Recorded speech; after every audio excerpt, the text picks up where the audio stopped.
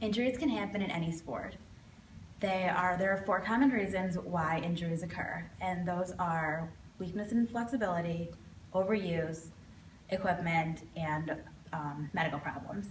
Today we're gonna show you an example of each of these 4 categories, and then we're gonna show what to do if it does happen, how to prevent injuries, and how to treat them. Weakness and inflexibility is a very common problem when it comes to athletes in training in weight rooms.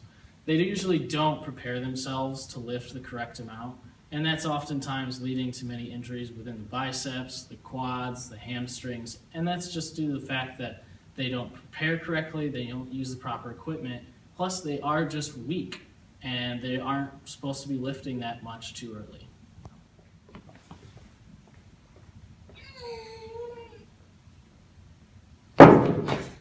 When you're inflexible, you're more likely to strain your muscle. Overuse is also a big problem, as most people, they keep doing the same workout over and over and they don't use proper rest.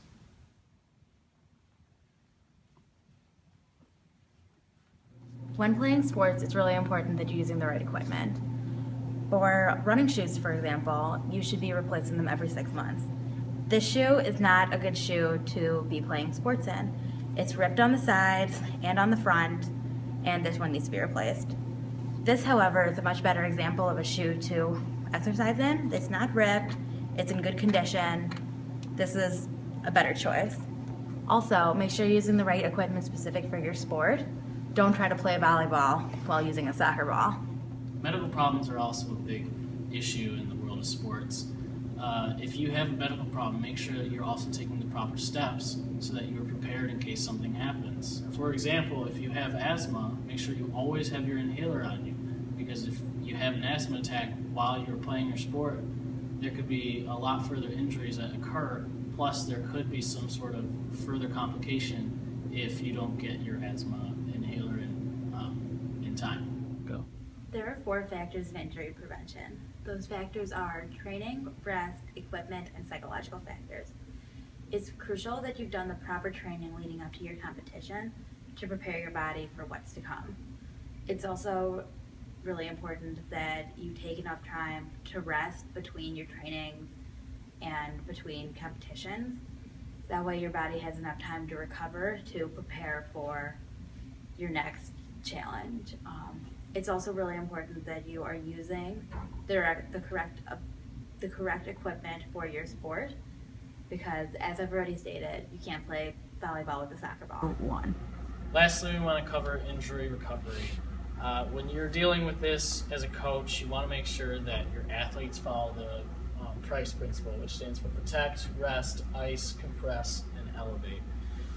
These are very important, especially for young athletes, as when we go through protection, which we want to be using proper equipment so that we can keep the athlete off the injury, such as a scooter or crutches. We want to make sure that they're getting adequate rest so that they are reducing the amount of stress on that injury and so that the injury can recover. Icing the injury is also very important, as it makes the blood flow slow down at that portion of the problem. And compression as well will reduce the amount of inflammation and lower the amount of blood in the area.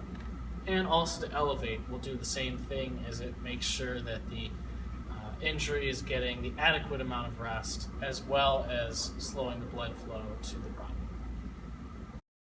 Go. The principles discussed in this video talk about injury prevention as well as injury recovery. If you apply them to your own training, you should be able to prevent injuries, and if you do get injured, be able to have a more successful and quicker recovery.